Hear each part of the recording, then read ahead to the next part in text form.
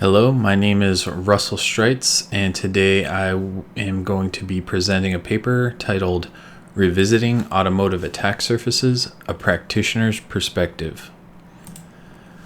This paper was presented at a conference in San Francisco. It was presented on May 19th through the 23rd, 2024. The original authors of this paper were mostly from the Hong Kong Polytechnic University as well as Tencent, and one of the authors was from the University of Hong Kong. So in recent years, modern vehicles have gained large advancements in technology, and this has led to greatly increased complexity for these vehicles, which in turn has increased and expanded the attack surfaces for them. And this has largely been driven by demand from consumers for advanced features such as remote control and over-the-air updates. So in turn, regulatory bodies have introduced a series of standards and regulations in an attempt to establish a baseline for automotive security. And these kind of regulations are meant to provide a framework for the industry to ensure security and safety of these automotive systems. Unfortunately, it's unclear whether these regulations are sufficient in offering a good foundation for the ever-evolving cybersecurity threats faced by modern vehicles. So this paper attempts to provide the following contributions. They've developed an improved automotive threat database. They've published the results from an in-depth interview with 15 automotive cybersecurity experts. They've released Carval, which I'll get into later, and it's just a way to help do threat analysis and risk assessment, specifically for vehicles. And they've also released the results of their study on the extensive security analysis on 5 real vehicles. So the increases in computerization of modern vehicles have led to greatly expanded attack surfaces and rising numbers of cyber attacks on vehicles. This has necessitated conducting TARA on contemporary vehicles so that way we can identify potential threats, vulnerabilities, and associated risks within these automotive systems. However, current security assessment guidelines provided by the current regulations, 2 of which being the WP29 R155E and the ISO 21434, are often too generic, and they really fail to provide a specific guidance on addressing security risks related to a particular system. And as these automotive cyber attacks increase year over year, it really highlights the need for new regulations that provide specific guidelines on and enforcing automotive cybersecurity. In this section, I'll go over the interview process that the authors had with the experts in the field. And the interview was designed with 3 main goals in mind. The first, they wanted to identify the challenges and the gaps in the implementation of security activities that currently exist within the industry. And they wanted to evaluate how effective current regulations are.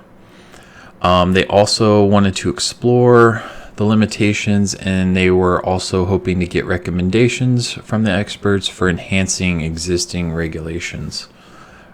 So the interviewees were 15 experts currently working in the field from both first-party automotive manufacturers and third-party suppliers.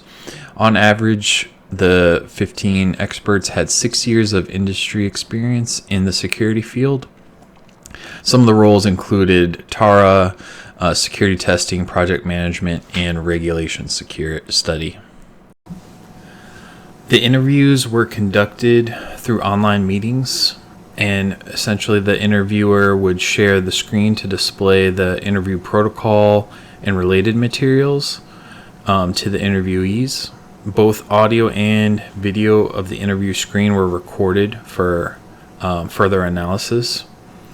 And these interviews were conducted in a semi-structured manner. It allowed the interviewee to freely express their thoughts. And after the interview study, they derived an automotive threat database with 119 threats under 28 different codes. And so they transcribed the recorded audio to text so that way they could further analyze it. And then they carried out an iterative open coding process on that collective data.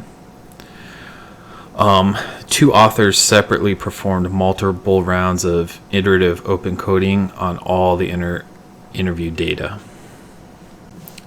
This kind of shows how the interview was structured. They first started by the interviewer presenting an introduction to the study and giving the interviewee an overview. Then they gathered essential information about the interviewee, including their work experience. After that, they delved into the implementation of security activities, with the goal being to identify challenges and gaps in the process. After that, they would evaluate the effectiveness of the approach of ISO 21434 by examining the implementation that the interviewee performed at their job, how they implemented it. Then they assessed the quality of the threat databases that are provided by the current regulations. Then they kind of discussed the limitations for the current standards, and they also provided suggestions for enhancements. And then, of course, they thanked the interviewee and collected all the feedback for analysis later on. In this section, I'll go over the results from this interview process. There were a few key points that they found throughout these interviews. The first being that asset identification is difficult. And the first step of Terra is asset identification, and it's a challenging step because oftentimes there's missing information, and just in general the complexity of an automotive system makes it asset identification hard to do. The second key point they found was there's a lack of objective definitions and criteria. So Terra is a high-level methodology, and there's really a lack of specific definitions and criteria to ensure the effectiveness and consistency of Terra results. One of the interviewees gave an example where they would do Terra on a specific product. Their suppliers will also do Terra on that product, but the results of their Terra can be very different because the analysis is based on subjective expertise instead of objective metrics. And another key point was that there's a low level of automation and low efficiency. That working on Terra, the Terra process is often in a low level of automation, and it requires a huge manual effort to finish it. And it often requires like very high levels of expertise to do that. So there really needs to be a more automated approach. So although ISO 21434 has presented the high level Terra methodology, it remains a challenge to how to actually implement that efficiently. When evaluating the current threat database, the authors found two more key points. The first one is that there needs to be more common and automotive specific threats. because oftentimes the listed threats are largely copied from other domains, but they're not really practical or commonly seen threats in automotive systems.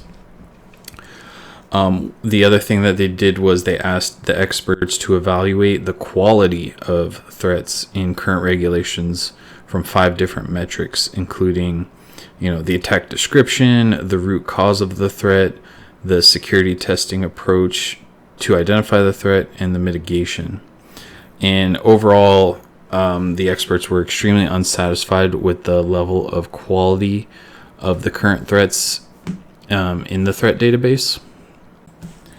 When discussing the limitations and asking for recommendations for existing regulations, all interviewees agreed that a more detailed regulation would certainly help with their work, including being more specific on the provided threat, giving clear thresholds and objective criteria. They also found that gaps exist between traditional IT threats and automotive threats. Current regulations fail to give guidelines on how to define the severity of specific threats, and especially when the threat exists in the automotive system instead of traditional IT networks. One of the interviewees gave an example such as like an engineer with only software security background would find it challenging to precisely define the threat in an automotive system. Like, for example, their group would think a vulnerability allowing an attacker to remotely open the door is very critical, but the other groups would tell them that this would not be a critical case according to current functional safety regulations. So those were some of the issues that they found during the interview process. So in response to a lack of a high quality automotive threat database, the authors constructed a new threat database that is improved by the data that they received from the interviews. And here's a quick look at some of the improvements they made in their improved threat database. So they now have a threat description, which allows the input of the details of a particular threat. The threat code, which basically groups the threat descriptions under a specific category. A threat theme, which then groups sets of threat codes together to kind of have a particular high-level classification logic. And finally, they enable the ability to have a threat knowledge graph, and that represents relations between the threat codes. So in response to the lack of efficient tools for doing TARA, the authors introduced Carval. And Carval is the first data log-based approach designed to automatically generate attack paths in in-vehicle networks, calculate the corresponding risk values, and make TARA in automotive systems much more efficient and automated. So previous research has proposed data log-based approaches for automatic attack path generation in enterprise networks, but those approaches can't really be directly applied to the automotive domain due to a particular set of challenges. The first challenge being that traditional attack path reasoning engines rely on manually crafted reasoning rules in IT networks, but there's no existing rules that could be applied to reasoning attack paths in vehicle networks.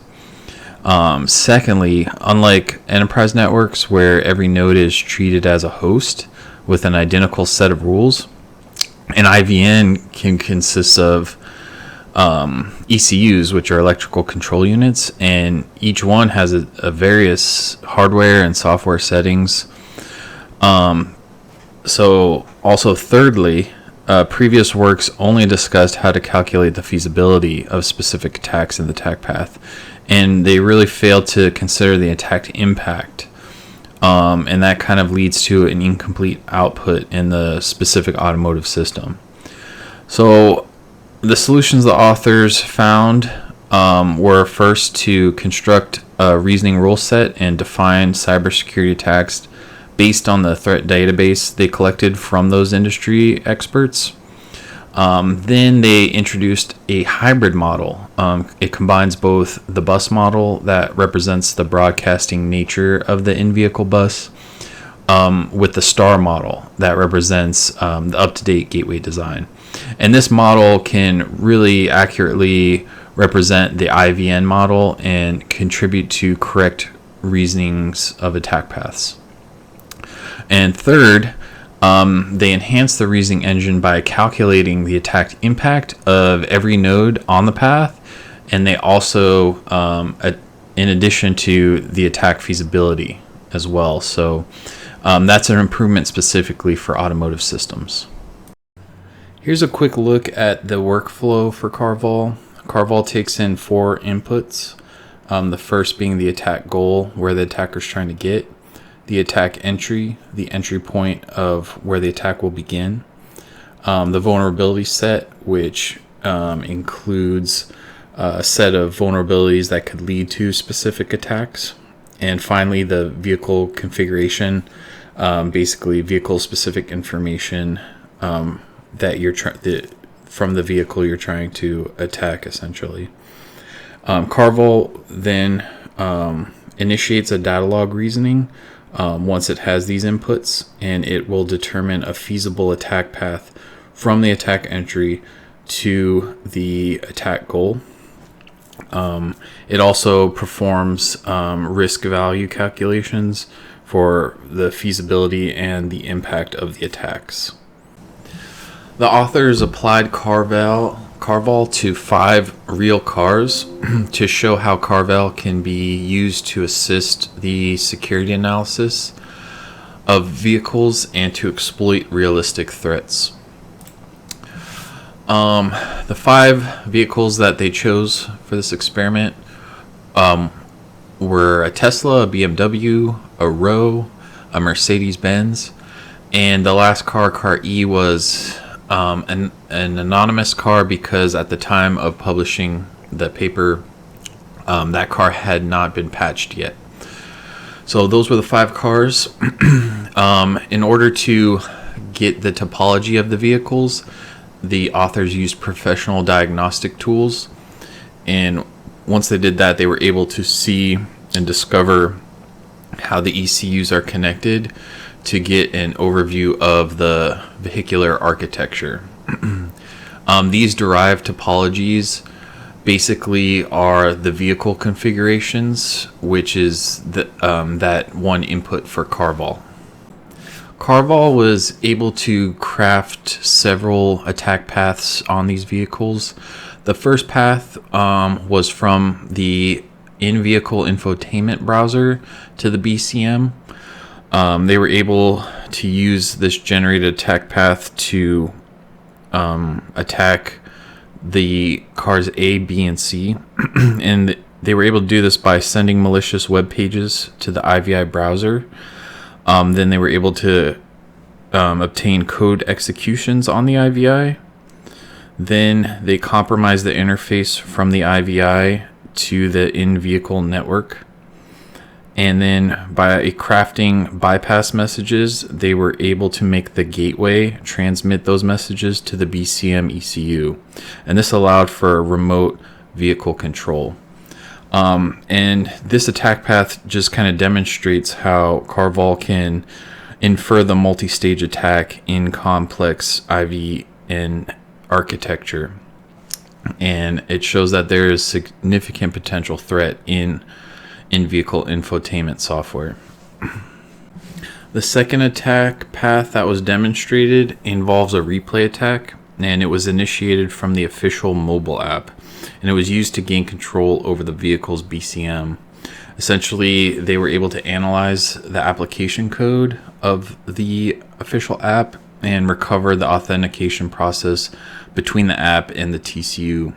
Then, with malware installed on the phone, they were able to access the secret key used for authentication, and then they impersonated the official app using malware, the secret key, and the auth algorithm. and then they were able to launch the replay attack on the TCU.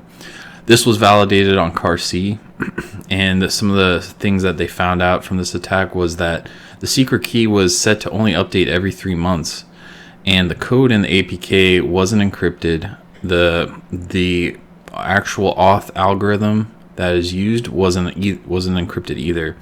And what they were able to do once they had this access, they were able to unlock the doors and open the trunk. The third attack path was a multi-stage root attack via the in-vehicle Ethernet. And this attack path really demonstrates how an attacker can expand the scope of an attack within an in-vehicle network.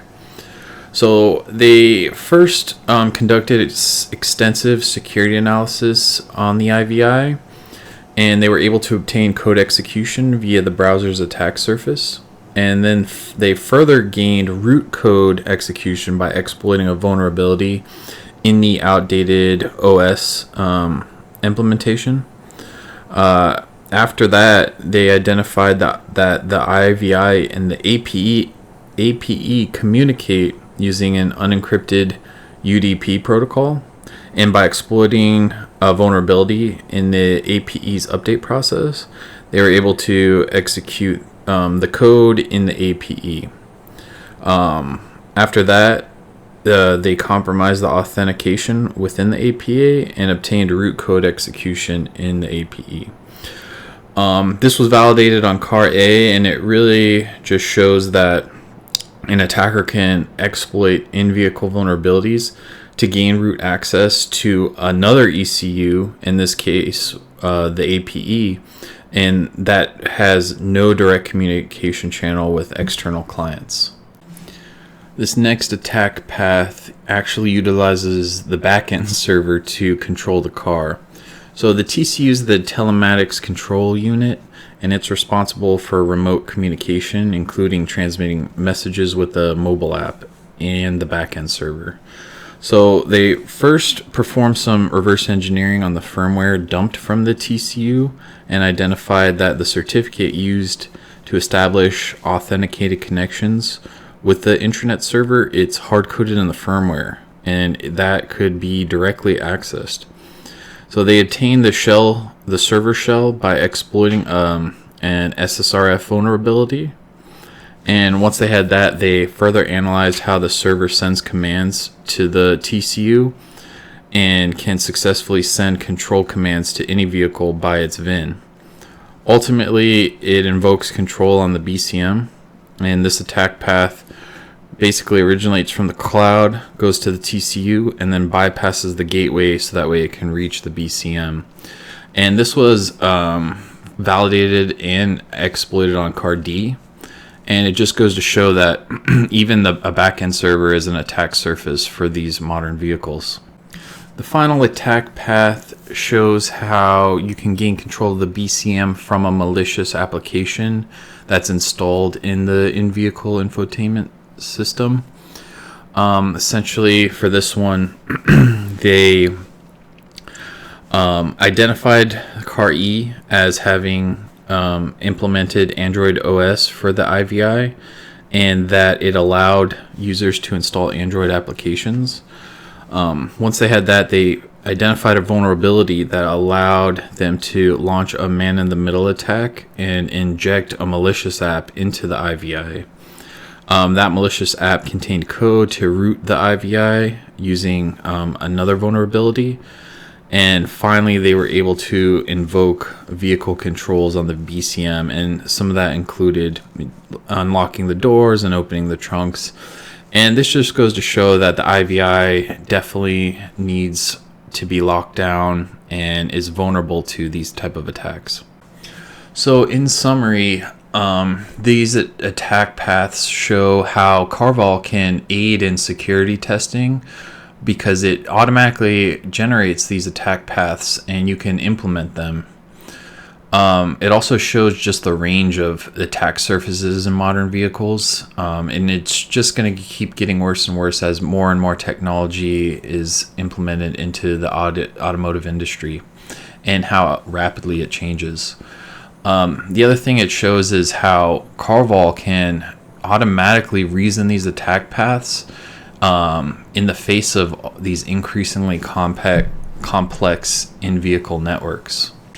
So in conclusion, the authors performed an in-depth interview with security experts, and based on the data that they got from those interviews, they were able to create a threat database targeted more to the automotive industry.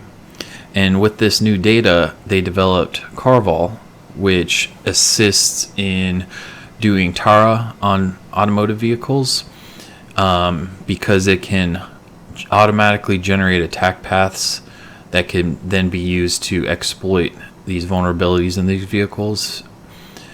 And they were also used Carval to actually do this on real cars to demonstrate the potential risks and all these new attack surfaces that are emerging in modern vehicles.